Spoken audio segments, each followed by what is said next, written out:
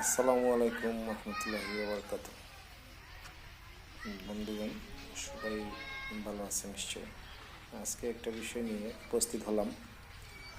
দেখুন, এটা হচ্ছে শীতলক্ষ্যা নদী। এই যে শীতলক্ষ্যা নদী অনেক পানি বেড়ে গেছে কয়েকটা দিনের মধ্যে।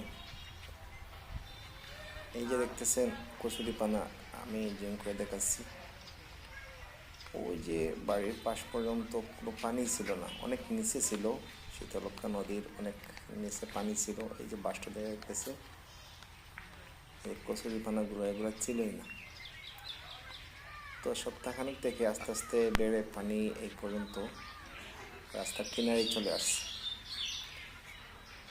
নদীটা অনেক অনেক অনেকটা শীতলক্ষ্যার মতো নামে যেরকম সেরকম ছিল। তো এখন পানি বেড়ে আপনার অনেকটা প্লাবিত হয়ে গেছে। দুই পাড়টা অনেক বিশাল বড় দেখা যায়।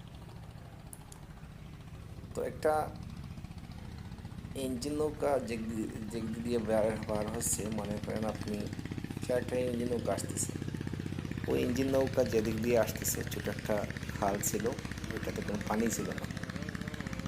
পানি ছিল না। আমরা সবসময় ওদিক দিয়ে যাতায়াত করতাম, কর্মস্থল এই পাশেই। এখন পানিগুলো হওয়াতে ওই দিক দিয়ে ইঞ্জিন নৌকাগুলো চলাচল করতেছে সহজভাবে।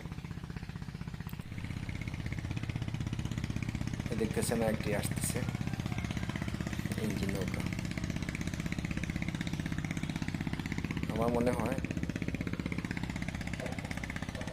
বৃষ্টি যদি আরও হয় তাহলে অবস্থা খারাপ হয়ে যাবে।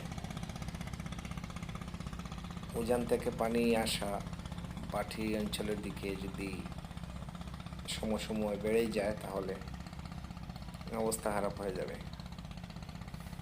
মানে প্রাণ দেওয়ার উপক্রম হয়ে যাবে। দেখুন।